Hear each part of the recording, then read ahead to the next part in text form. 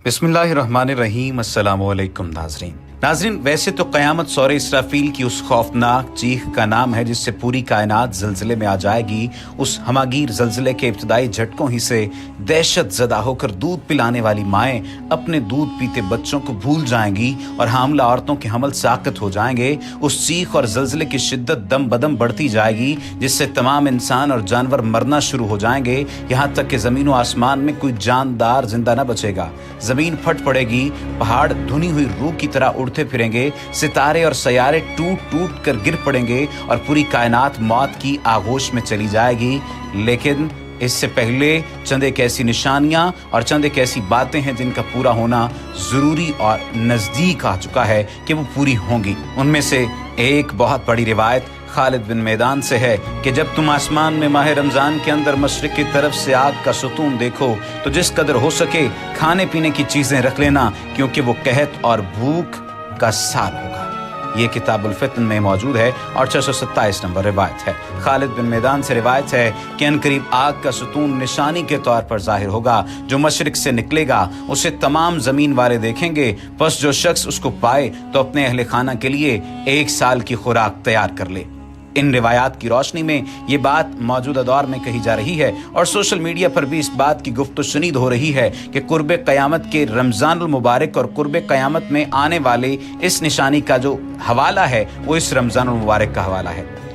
कुर्ब क़यामत की तफसील अगर बात की जाए और उनकी निशानियों का जिक्र किया जाए तो इस अजीम दिन की खबर तमाम अंबिया कराम अलैहिस्सलाम अपनी अपनी उम्मतों को देते चले आए हैं, मगर रसूल खुदा सल्लल्लाहु अलैहि वसल्लम ने आकर ये बताया कि क़यामत करीब आ पहुंची और मैं इस दुनिया में अल्लाह का आखिरी रसूल हूँ। कुरान हकीम ने भी ऐलान किया कि क़यामत नज़दीक आ पहुंची और चांद शक हो गया और ये कहकर लोगों को चौंकाया, सो क्या ये लोग बस क़यामत के मुंतज़िर हैं कि वो इन पर दफतन आ पड़े। सो याद रखो कि इसकी मुतअद्दिद अलामतें आ चुकी हैं। सो जब क़यामत इनके सामने आ खड़ी होगी उस वक्त इनको समझना कहाँ मुयस्सर होगा। लेकिन क़यामत कब आएगी इसकी ठीक ठीक तारीख तो कुछ साल और सदी अल्लाह के सिवा किसी को मालूम नहीं। ये ऐसा राज है जो खाल की कायनात ने किसी फरिश्ते या नबी को भी नहीं बताया। जिब्रील अमीन ने रसूलुल्लाह सल्लल्लाहु अलैहि वसल्लम से पूछा तो उनको भी यही जवाब मिला कि जिससे पूछा जा रहा है उस साइल से ज़्यादा नहीं जानता। कुरान हकीम ने भी बताया कि क़यामत के मुकर्रर वक्त का इल्म अल्लाह के सिवा किसी को नहीं। चंद आयात हैं, ये लोग आपसे क़यामत के मुतालिक पूछते हैं कि इसका वक़ू कब होगा, सो इसके बयान करने से आपका क्या ताल्लुक। इसके इल्म का तय्युन का मदार सिर्फ आपके रब की तरफ से है। ये सूरतुन नाज़ियात में है। ये आपसे क़यामत के बारे में पूछते हैं कि ये कब आएगी, आप फरमा दीजिए कि इसका इल्म तो मेरे रब को ही है, उसको इसके वक्त पर अल्लाह के सिवा दूसरा कोई जाहिर न करेगा।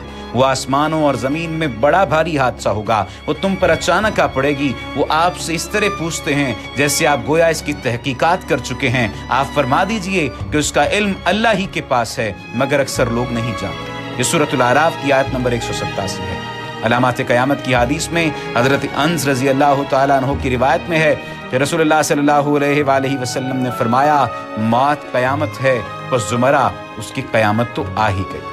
इसी तरह अहादीस में भी अगर तहकीक से काम न लिया जाए तो तारुज़ नजर आता है। पहले हदीस सही मुस्लिम में है, हज़रत जाबिर रज़ी अल्लाह तआला अन्हु फरमाते हैं कि मैंने रसूलुल्लाह सल्लल्लाहु अलैहि वसल्लम को ये फरमाते हुए सुना है कि मेरी उम्मत में एक जमात यौम क़यामत तक सरबुलंदी के साथ हक़ के लिए बरसरे पैकार रहेगी। इससे मालूम होता है कि मोमिनीन की एक ऐसी जमात यौम क़यामत तक जिंदा रहेगी, मगर अहादीस में सराहत है कि क़यामत से पहले तमाम मोमिनीन को मौत आ जाएगी और क़यामत के दिन कोई मोमिन जिंदा न होगा। वो अहादीस ये हैं कि बेशक अल्लाह अज़्वजल एक हवा भेजेगा जो रेशम से ज़्यादा नरम होगी, बस जिसके दिल में एक दाना या एक ज़र्रे के बराबर भी ईमान होगा वो उसे न छोड़ेगी और इसकी रूह कब्ज़ कर लेगी। सही मुस्लिम के सफ़ा नंबर 75 पर यह बात है। क़यामत न आएगी जब तक ये कैफियत न हो जाए कि ज़मीन में अल्लाह अल्लाह न कहा जाए। क़यामत ऐसे किसी शख्स पर ना आएगी जो अल्लाह अल्लाह कहता हो, और क़यामत नहीं आएगी मगर सिर्फ बदतरीन लोगों पर। यह सही मुस्लिम में सफ़ा नंबर 406 में ये बात दर्ज है। قیامت کی علامات کبریٰ میں سب سے پہلی علامت حضرت امام مہدی کا ظہور ہے۔ احادیث مبارکہ میں حضرت امام مہدی کا ذکر بڑی تفصیل سے آیا ہے کہ حضرت مہدی حضرت سیدہ فاطمہ الزہرا کی اولاد سے ہوں گے، نام محمد، والد گرامی کا نام عبداللہ ہوگا، حضرت صلی اللہ علیہ وآلہ وسلم سے بہت مشابہت ہوگی۔ پہلے ان کی حکومت عرب میں ہوگی، پھر ساری دنیا میں پھیل جائے گی، 7 سال حکومت کریں گے۔ امام مہدی مدینہ منورہ میں پیدا ہوں گے۔ آخری زمانے میں جب مسلمان ہر طرف سے مغلوب ہو جائیں گے، مسلسل جنگیں ہوں گی، شام میں بھی عیسائیوں کی حکومت قائم ہو جائے گی، ہر جگہ کفار کے مظالم بڑھ جائیں گے، عرب میں بھی مسلمانوں کی باقاعدہ پرشوکت حکومت نہیں رہے گی، خیبر کے قریب تک عیسائی پہنچ جائیں گے اور اس جگہ تک ان کی حکومت قائم ہو جائے گی، بچے کچھ مسلمان مدینہ منورہ پہنچ جائیں گے۔ اس وقت حضرت امام مہدی مدینہ منورہ میں ہوں گے۔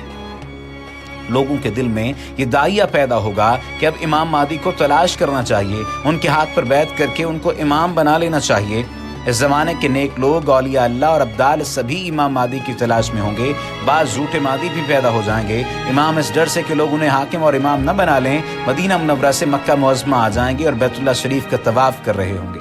حجر اسود اور مقام ابراہیم کے درمیان ہوں گے کہ پہچان لیے جائیں گے اور لوگ ان کو گھیر کر ان سے حاکم اور امام ہونے کی بیعت کر لیں گے۔ اسی بیعت کے دوران ایک آواز آسمان سے آئے گی جس کو تمام لوگ جو وہاں موجود ہوں گے سنیں گے۔ وہ آواز یہ ہوگی، یہ اللہ تعالیٰ کے خلیفہ اور حاکم بنائے ہوئے امام مہدی ہیں۔ جب آپ کی بیعت کی شہرت ہوگی تو مدینہ منورہ کی فوجیں مکہ معظمہ مکرمہ میں ہو جائیں گی، جمع ہو جائیں گی۔ شام، عراق اور یمن کے اہل اللہ اور ابدال سب آپ کی خدمت میں حاضر ہوں گے اور بیعت کریں گے۔ ایک فوج حضرت امام مہدی سے لڑنے کے لیے آئے گی۔ جب وہ مکہ مکرمہ اور مدینہ منورہ کے درمیان ایک جنگل میں پہنچے گی اور ایک پہاڑ کے نیچے ٹھہرے گی تو سوائے 2 آدمیوں کے سب زمین میں دھس جائیں گے۔ امام مہدی مکہ مکرمہ سے مدینہ منورہ آئیں گے، رسول اللہ صلی اللہ علیہ وآلہ وسلم کے روضہ مبارک کی زیارت کریں گے، پھر شام روانہ ہوں گے۔ دمشق پہنچ کر عیسائیوں سے ایک خونریز جنگ ہوگی جس میں بہت سے مسلمان شہید ہو جائیں گے۔ بالآخر مسلمانوں کو فتح ہوگی۔ امام مہدی ملک کا انتظام سنبھال کر قسطنطنیہ فتح کرنے کے لیے عازم سفر ہوں گے۔ قسطنطنیہ فتح کر کے امام مہدی شام کے لیے روانہ ہوں گے۔ شام پہنچنے کے کچھ ہی عرصے بعد دجال نکل پڑے گا۔